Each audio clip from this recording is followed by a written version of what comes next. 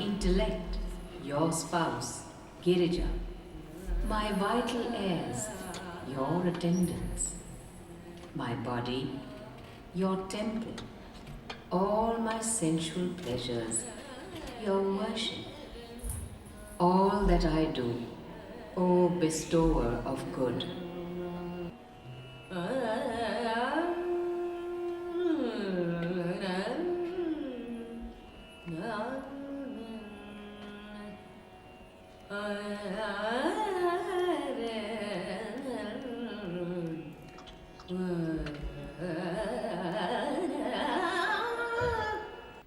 When her husband returns, he asks to eat one of them.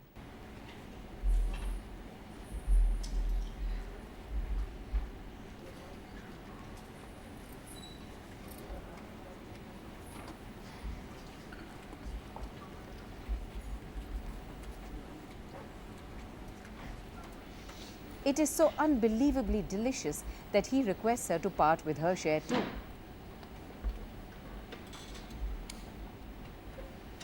I offered it to the holy mendicant, whom I fed.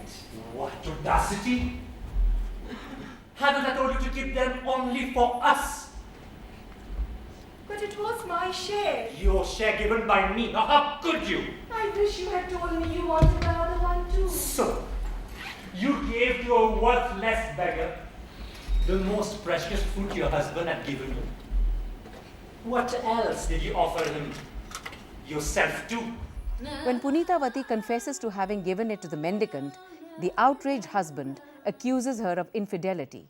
He declares he will take back his words only if she produced the same mango.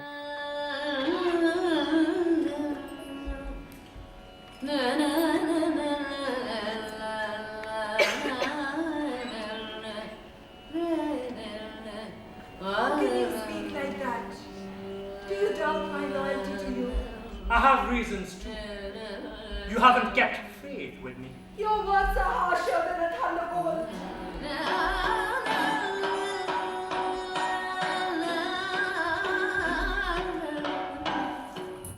Distraught, Punitavati begins an intense worship of Shiva and forces him to produce another mango.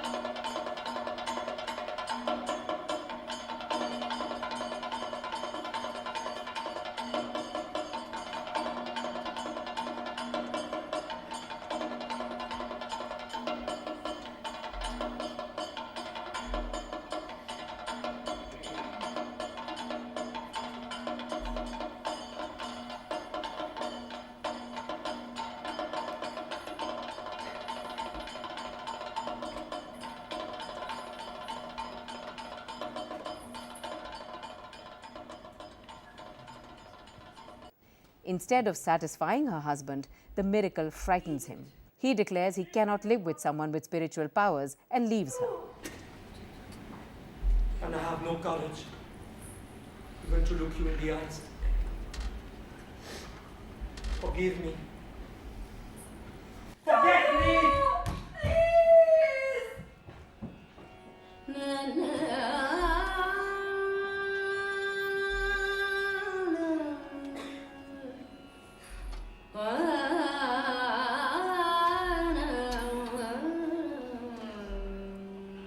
Punitavati does not give up hope and waits for her husband, who does return, but with another wife.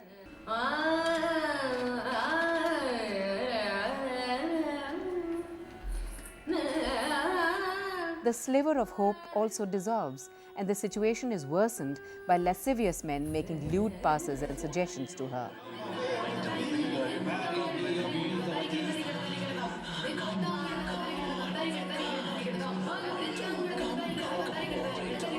I am the king of a vast land. Come to me and be my queen. Beauties like you need to be guarded by someone mighty like me. To hell with beauty that draws beasts like you to be! To hell with beauty that draws beasts like you! Punitavati walks into a cremation ground and undergoes an intense and fearsome tapasya in order to move Shiva.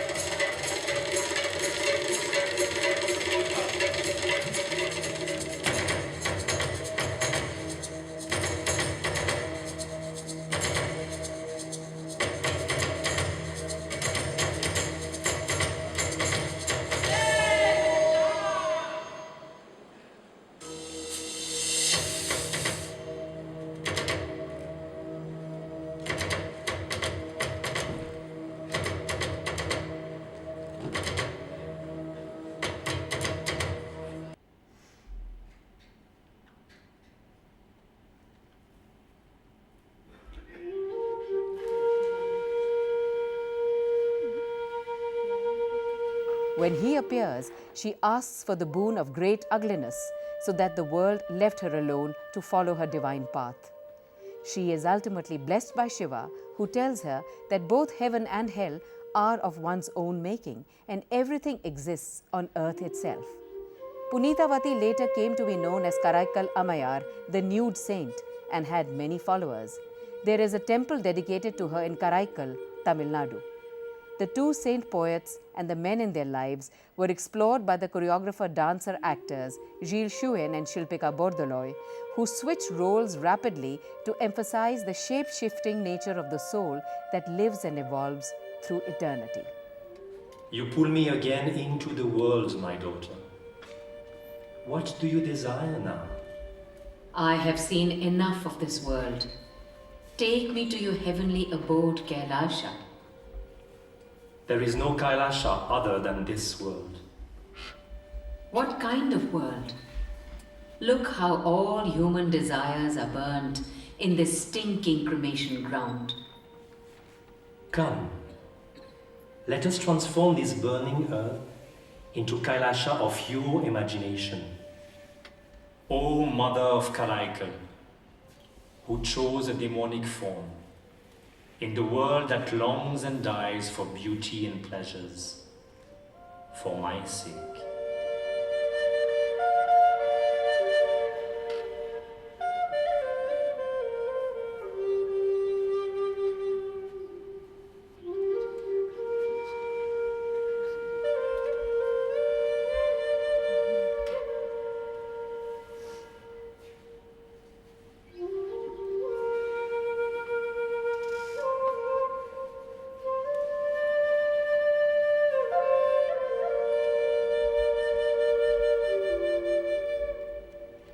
That's all, folks, in this episode.